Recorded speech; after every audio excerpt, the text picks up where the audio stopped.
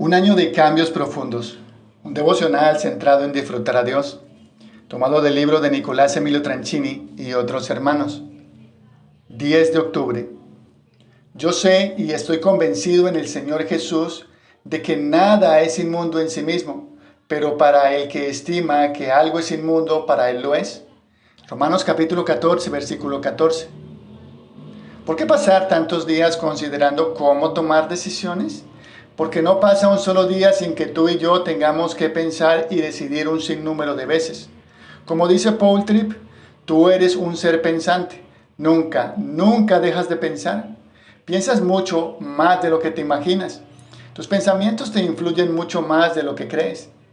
Si llega un momento en el que dejas de pensar, significa que ya has muerto. Pero lo siguiente es todo lo que necesitas comprender. Nuestro pensamiento nunca es neutral. Todos nuestros pensamientos tienen raíces religiosas profundas. Todos nuestros pensamientos son moldeados por la forma en que contestamos las preguntas importantes de la vida. Todos nos hacemos estas preguntas y todos las contestamos de una forma u otra. ¿Cuál pregunta? ¿Tengo paz al elegir esto? En Romanos capítulo 14, versículo 14, Pablo nos advierte que a la hora de tomar decisiones grises, nuestro sentido de paz interior, aunque es subjetivo y puede engañarnos, sí es útil para decidir qué hacer en ciertas circunstancias particulares. Para Pablo, nada es inmundo en sí mismo, pero para el que estima que algo es inmundo, para él lo es. ¿Qué está diciendo el apóstol? En pocas palabras, que debería decidir no hacer aquello que mi conciencia condene.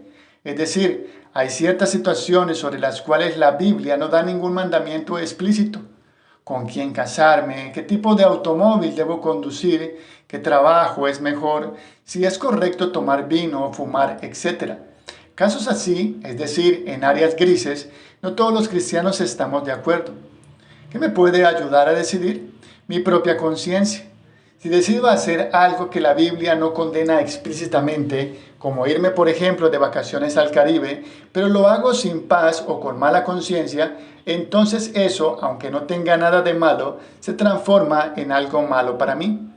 Seré el primero en reconocerlo.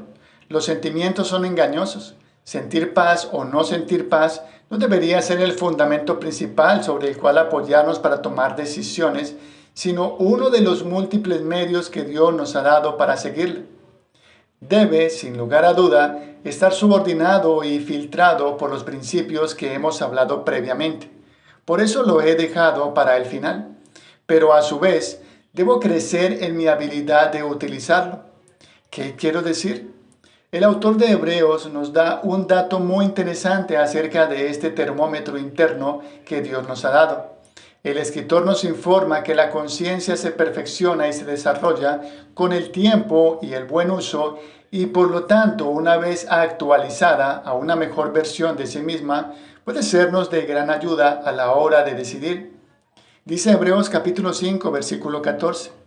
Pero el alimento sólido es para los adultos, los cuales por la práctica tienen los sentidos ejercitados para discernir el bien y el mal. Por supuesto, el gran peligro de la conciencia es que también es perfectamente posible experimentar el proceso inverso. Pablo llama a este proceso cauterizar la conciencia. Pero por ejemplo, primera carta a Timoteo capítulo 4 versículo 2. La misma idea también está presente en Efesios capítulo 4 versículo 19. Cauterizar la conciencia es poner la conciencia en la nevera, es congelarla, es quitarle su sensibilidad para discernir y valorar bíblicamente el bien y el mal. ¿Cómo insensibilizo mi conciencia? Desoyéndola cuando me indica que hago o no haga cierta acción. En otras palabras, reiterando una y otra vez un pecado sin hacerle caso de lo que mi termómetro interno me está diciendo que haga. Como dice Efesios capítulo 4, versículo 19. Cuando lo hacemos, endurecemos el corazón, llegamos a ser insensibles y cometemos toda clase de impureza. En síntesis, sentir paz al tomar una decisión es uno de los muchos medios que Dios nos ha dado para crecer en sabiduría y seguirle. ¿Debemos usarlo? Sin duda, pero con mucha cautela. Recuerda siempre que hay pocas cosas más engañosas que nuestras propias emociones, nuestros propios sentimientos y nuestra propia opinión. Por ejemplo, Jeremías capítulo 17, versículo 9.